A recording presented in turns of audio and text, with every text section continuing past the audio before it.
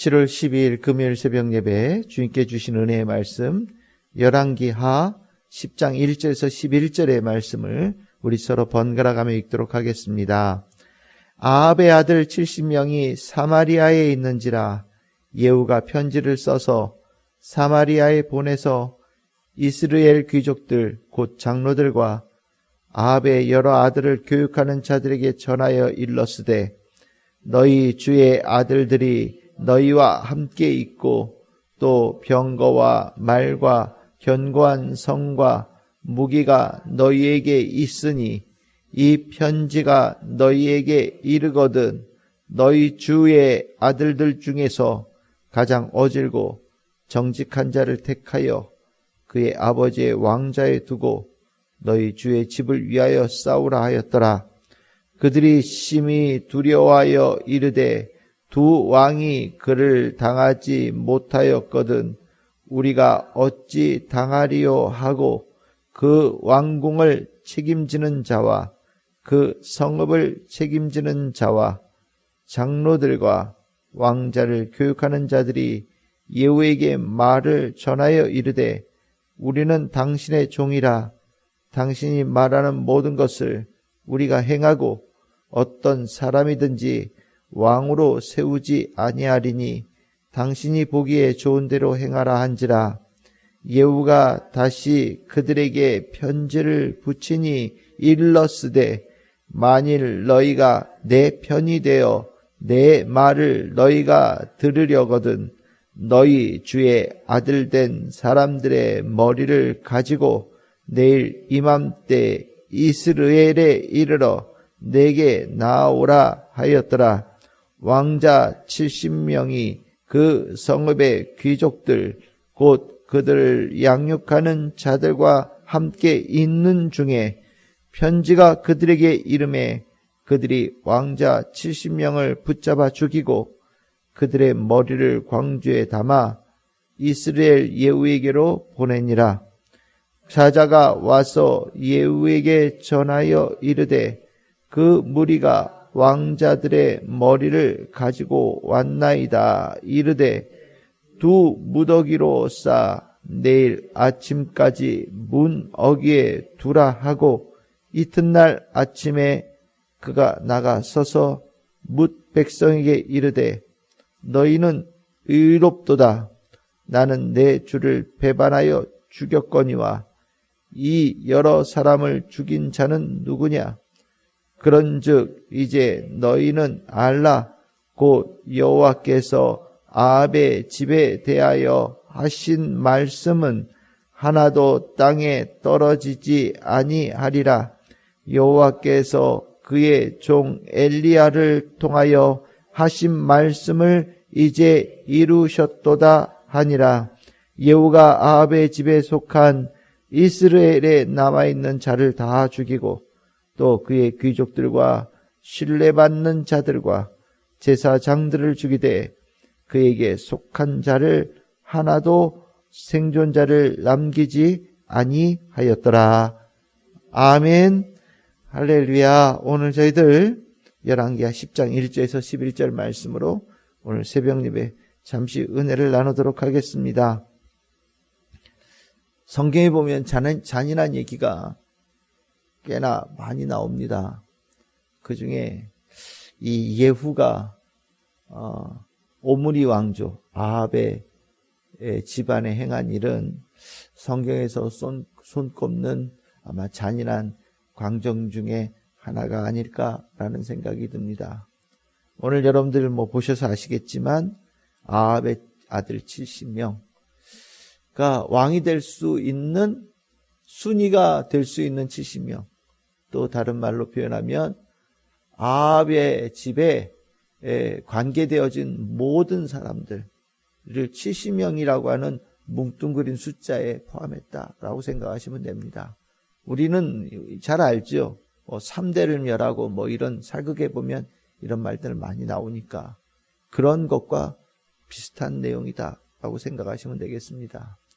오늘 성경 본문에 주라고 하는 이 단어가 많이 나오는데 오늘 여기에 나오는 대부분의 주는 아합의 집안을 얘기하는 주입니다. 그러니까 우리가 주라는 단어를 읽을 때 그냥 습관적으로 하나님이라고 이해하는 것과는 좀 다르게 오늘 읽은 본문에 나오는 주는 해석하시면 바르게 해석하시는 것이 됩니다.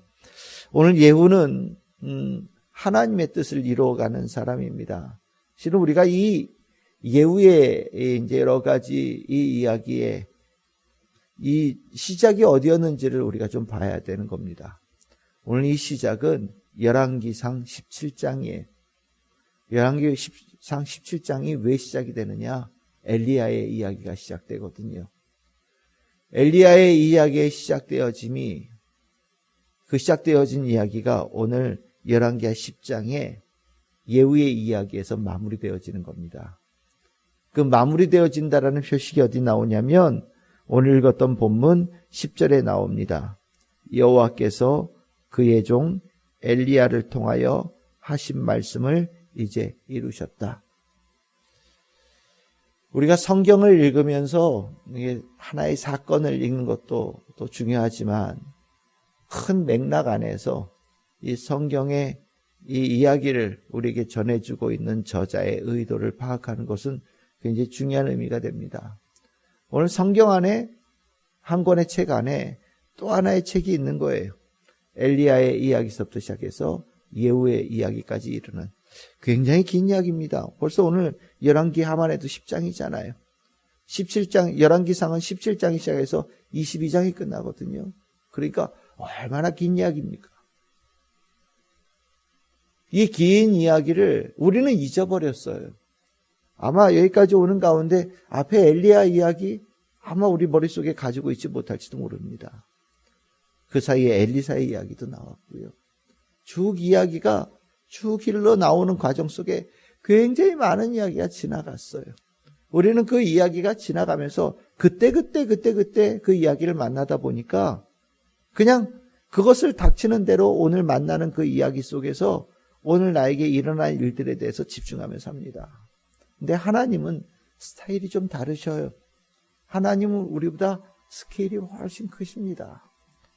언제 하나님께서 말씀하셨는지 우리는 잊어버려도 하나님은 우리가 기억하지 못했던 하셨던 그 말씀을 계속해서 힘을 가지고 그 말씀을 이루어 가시는 그런 역사를 이끌어 가십니다.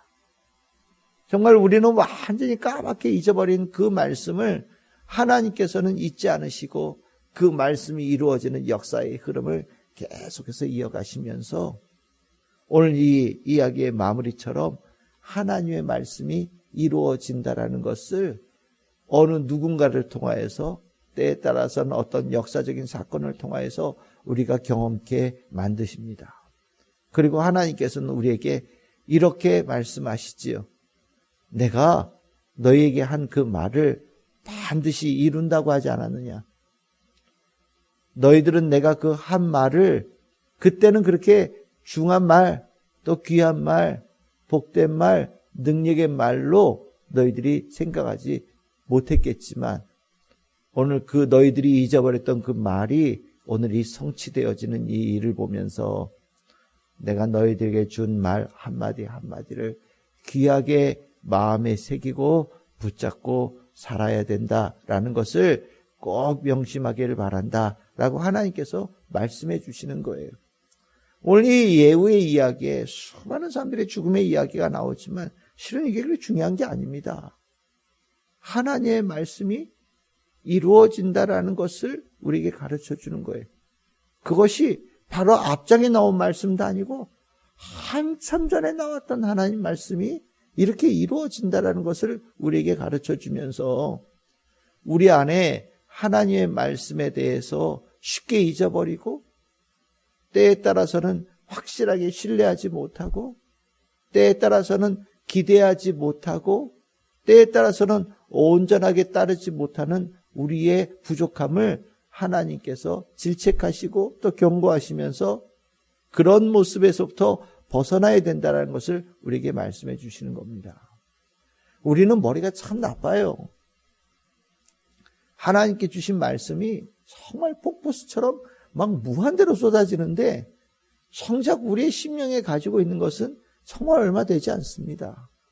때에 따라서는 이게 바람에도 쉽게 움직이는 겨나 먼지 정도밖에 우리가 간직하지 못해서 삶에 조그만 일이 있었을 때 내 안에 주셨던 하나님 말씀이 어느샌가 다 어디론가 다 움직여버리고 떠나버리고 날아가 버려서 아무것도 남지 않을 때가 있거든요. 하나님의 말씀이 그렇게 가벼운 게 아니라 내가 그 하나님의 말씀을 귀하게 받아들이지 못한 나의 부족함 때문에 일어나는 일입니다. 그런데 오늘 성경을 읽을 때마다 하나님은 계속해서 반복해서 말씀하셔요. 내가 너희들에게 준 말 한마디 한마디는 세상의 그 어떤 것보다 무거운 말이다. 세상의 그 어떤 것보다 강한 말이다. 세상의 그 어떤 것보다 소중한 말이다. 그러니 너희들이 그 말을 그렇게 꼭 간직해야 된다라고 가르치고 계시고 이것을 알아야 된다라고 가르쳐 주시는 겁니다. 우리가 나중에 우리도 인생을 많이 살고 나면 그 얘기 할 거예요. 하나님께서 그때 주셨던 말씀이 이렇게 이루어져서 삶을 만들어 갔어 라고 우리의 다음 세대들에게 남기고 전화해 주면서 하나님의 품으로 돌아갈 때가 분명히 올 거라는 생각이 듭니다. 우리에게 주신 하나님의 약속이 성취되어짐을 우리가 오늘도 경험하면서 내 삶에 하나님께 주신 축복이 풍성하게 이루어지는 복을 우리 성도들이 누리기를 소망합니다. 오늘 이 말씀에서 또 하나 봐야 될 것은 무엇이냐면 엘리야의 이야기가 어떤 이야기로 시작되었습니까? 하나님 믿는 사람들을 아합과 이세벨이 다 죽이려고 했던 이야기에서 시작됐거든요. 하나님 믿던 사람들이 못 견뎌서 다 바알신 섬기고 아세라 섬기는 사람들로 바뀌어지게끔 만드는 일들을 아합과 아세라가 했거든요. 실은 그렇게 하나님 믿는 사람들을 죽이겠다고 난리쳤던 그 일의 시작이었는데 오늘 결과가 어떻습니까? 오히려 하나님의 사람은 일어나고 하나님을 죽이겠다고 했던 그 집안의 사람들이 다 멸절당하는 이야기로 끝이 나죠. 맞아요. 이게 이 이야기 안에 있는 중요한 이야기예요. 하나님 믿는 사람들에 대해서 때에 따라서는 아주 강력한 핍박과 박해와 공격이 몰려들 때가 있습니다. 하나님 말씀 전하고 하나님의 말씀대로 살아가고 하나님의 뜻대로 살아가는 이들에 대해서 이렇게 아합과 이세벨처럼 아주 강력하게 공격하고 박해하고 죽이겠다고 협박하고 무너뜨리기 위해서 증오심을 가지고 저주하면서 달려드는 이들이 꼭 있거든요. 우리는 그 힘이 얼마나 강한지 또 얼마나 세고 정말 강하게 우리에게 상해를 입힐 수 있는지 우리는 실은 많이 경험합니다. 결코 그 위협이 약하지 않고요. 그 공격이 결코 희미하지 않아요. 그 공격을 당할 때는 정말 우리의 삶이 송두리째 무너질 것 같다는 위협감이 들 때도 있습니다. 그런데 오늘 성경에서는 우리에게 알라고 말씀하시는 거예요. 하나님의 자녀는 하나님이 지키신다. 하나님의 백성은 하나님께서 이끄신다. 하나님을 이길 수 있는 자 아무도 없다라는 것을 오늘 우리에게 말씀해 주시는 거예요. 아무리 높은 성벽을 가지고 있고 많은 군대를 가지고 있고 대단한 위세를 가지고 있는 것처럼 보이는 이들이 하나님 믿는 자를 공격하여서 하나님 믿는 자를 무너뜨릴 수 있는 것처럼 그들이 의수될지라도 결국에 승리는 하나님이시라는 것을 오늘 말씀을 통해서 우리에게 가르쳐 주시는 겁니다. 우리에게는 든든한 배경이 있어요. 아니 배경 정도가 아니라 우리 안에 하나님, 그 든든하신 하나님이 함께하고 계셔요. 우리가 살면서 두려움을 느낄 때가 있지만 하나님께서 우리에게 다시 한번 가르쳐 주십니다. 너희는 알아야 된다. 내가 너희와 함께 있다. 내가 너와 동행하고 있다. 내가 너의 뒤에 있고 내가 너의 안에 있고 내가 너의 위에 있다. 너희가 살아가는 모든 삶의 터전이 내 위에서 살아가는 터전이다. 그러니 두려워하지 말거라. 누구도 나를 이길 수 없으니 누구도 너희를 해할 수 없다라고 하나님께서 우리에게 그것을 알라고 말씀하여 주고 계시는 겁니다.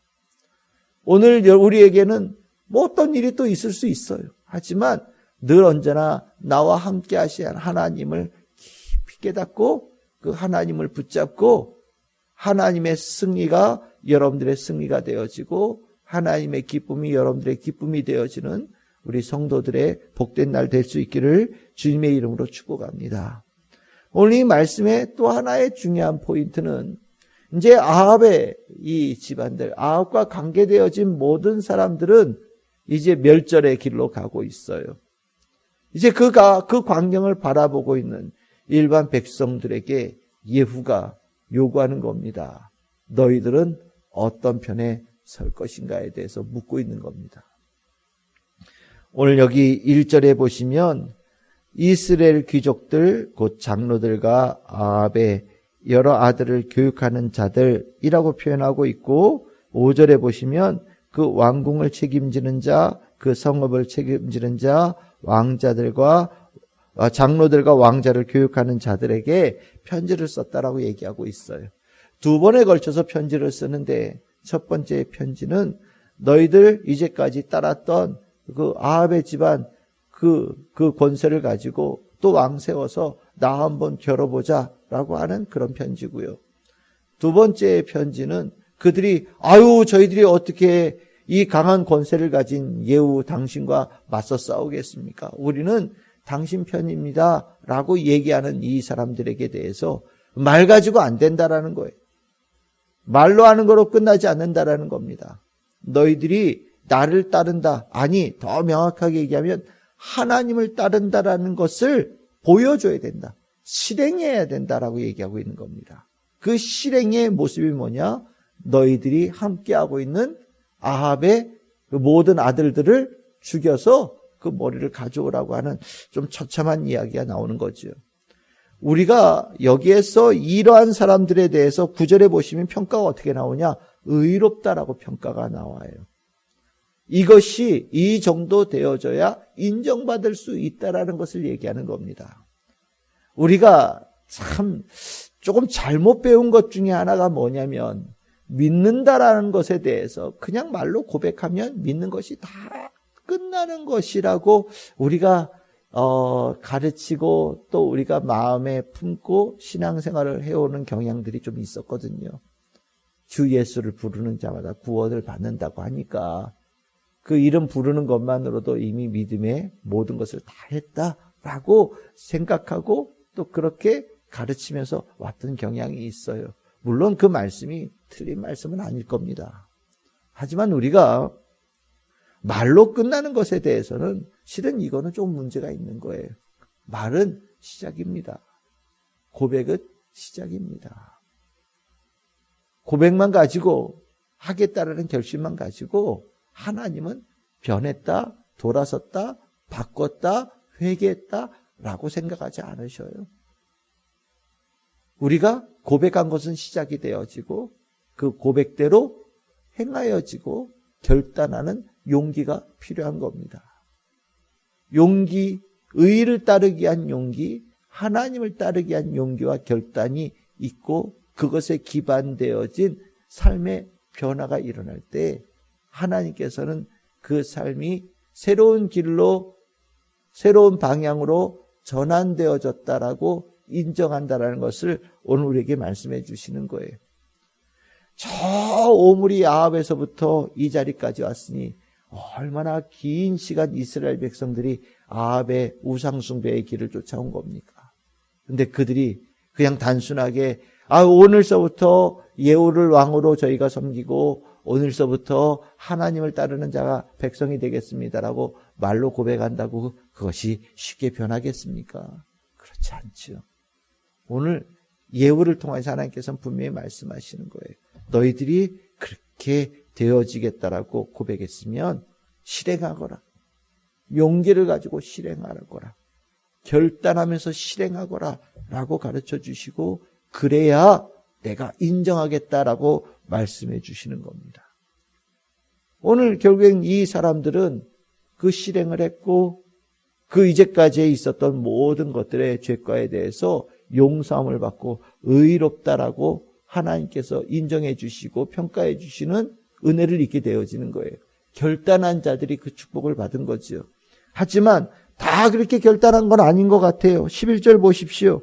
아합에 속한 이스라엘에 남아있는 자들이 있었고 그의 귀족들이 있었고 신뢰받는 자들이 있었고 제사장들이 있었다라는 거예요.